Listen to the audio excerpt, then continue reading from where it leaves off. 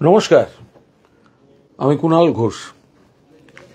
মাননীয় মুখ্যমন্ত্রীর লন্ডন সফরের পর সোশ্যাল মিডিয়ায় বা কোনো কোনো মহলে একটা বিষয়ে খুব আলোচিত হচ্ছে যে সাংবাদিকদের, অর্থাৎ মুখ্যমন্ত্রীর সঙ্গে যারা গিয়েছিলেন, সাংবাদিকদের এই খরচ বিলেত সফর বলে কথা কে দিল? যাদের একটু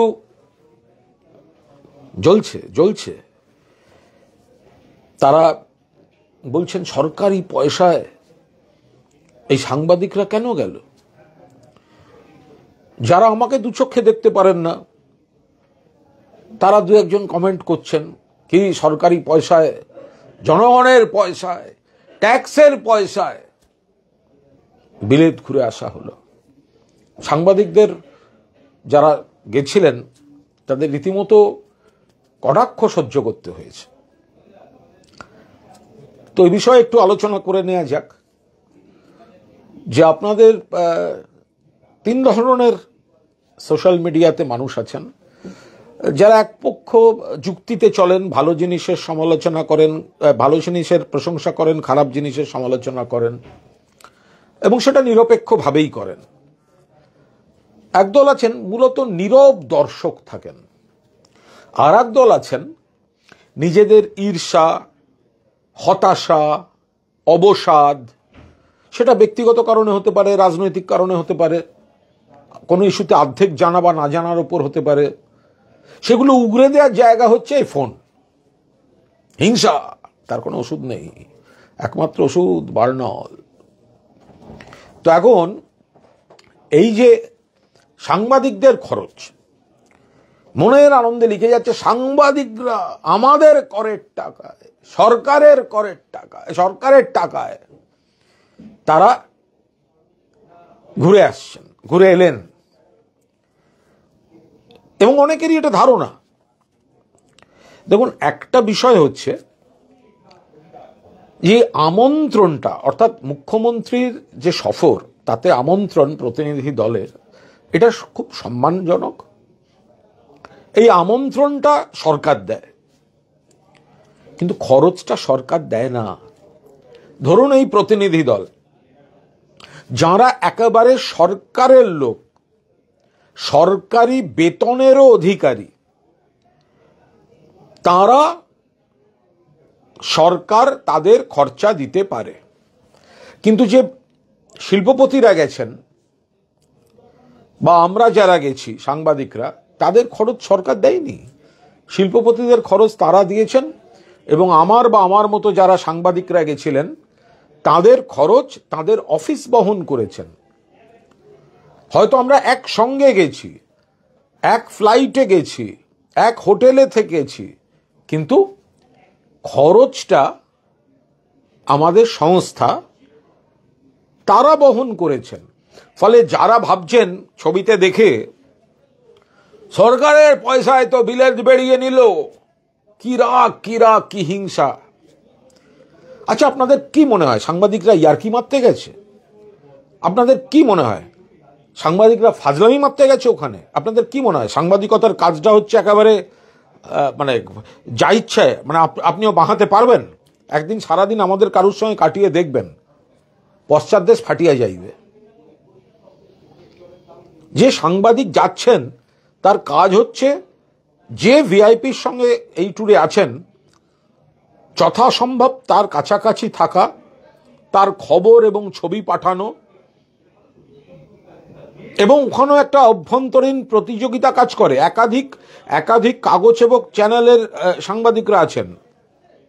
আজকে ডিজিটাল যুগ, এরম নয় সারাদিনে একটা কপি লিখলো পরের দিন সকালের কাগজে বেরোবে। মিনিটে মিনিটে ব্রেকিং, কে আগে দিতে পারছে। মুখ্যমন্ত্রী, ভারতীয় হাইকমিশনের সভা, সবার আগে দিতে হবে, ব্রেকিং চাই। জগিং, ব্রেকিং চাই, ছবি। সামনে হাঁটছেন, ব্রেকিং। ব্যাকওয়াক, ব্রেকিং। ঐতিহাসিক বক্তৃতা, ব্রেকিং। এগুলো কিন্তু ছেলে খেলার কাজ নয়, এবং তারা রীতিমতো সমস্তভাবে একটা বড় প্রস্তুতি নিয়ে এই সাংবাদিকদের কাজ করতে হয়। তারপর যখন কেউ কমেন্ট করেন না সরকারি পয়সা এরা ঘুরছে, তখন তাদেরকে মনে হয় যে কত অযোগ্য অপদার্থরা হলে নিজেদের এই হতাশা, নিজেদের এই ঈর্ষা, সেগুলো এইরকম একটা অপদার্থ মূর্খের মতো সোশ্যাল মিডিয়ায় এরা আনেন।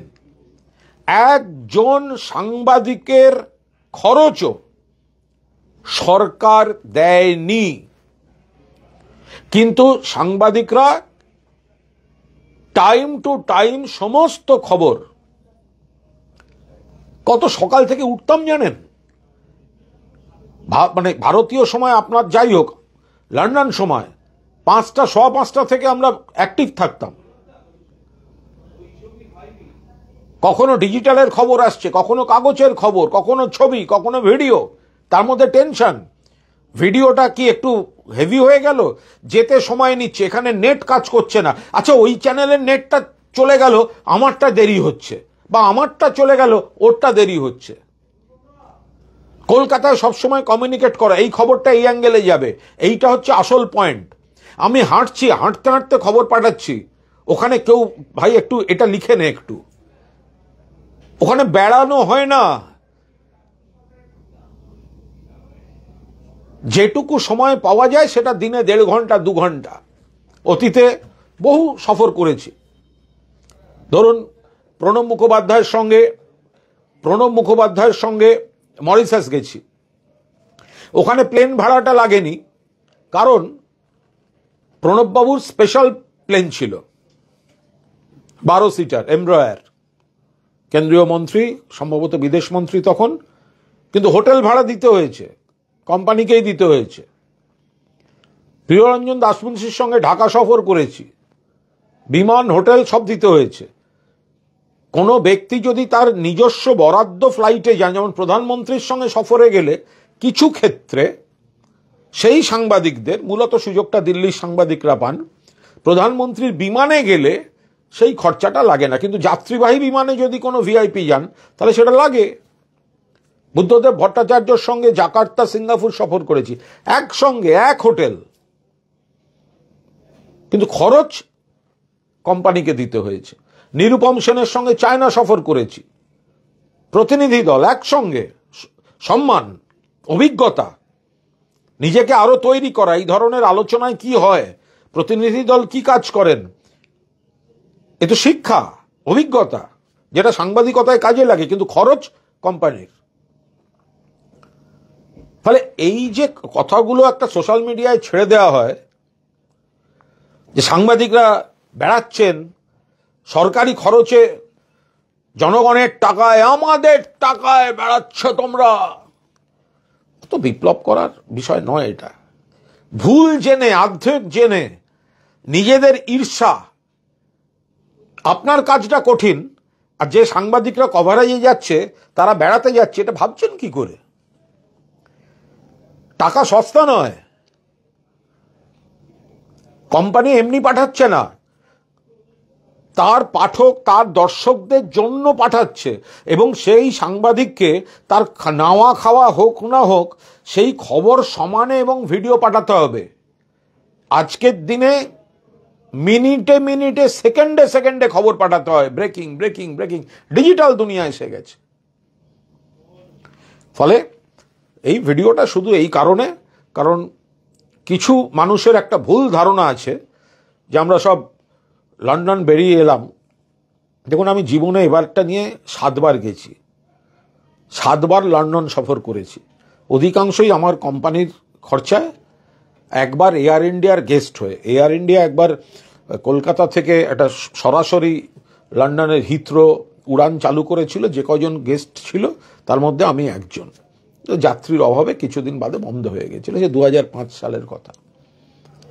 তো যাই হোক, জেনে রাখবেন, সরকারের টাকায়, সরকারের কোষাগার থেকে অর্থে সাংবাদিকরা কোনো কভারেজে যায় না। মুখ্যমন্ত্রীর কভারেজও তাই হয়নি। মুখ্যমন্ত্রী অত্যন্ত জরুরি সফর করেছেন, এফেক্টিভ সফর করেছেন, তার হার্ড নিউজের পার্ট ছিল। আবার মমতা বন্দ্যোপাধ্যায় কাজের ফাঁকে 10 মিনিট হলেও একটু হাঁটতে বেরোবেন, সাধারণ মানুষের মতো থাকবেন, সেগুলো তো আমাদের কাছে খবর। সেই ছবিগুলো আমাদের কাছে দেখার মতো ছবি বা পাঠানোর মতো ছবি বা কভারেজের আইটেম। ফলে সেগুলো সাংবাদিকরা সবাই তার তার মতো করে চেষ্টা করেছেন।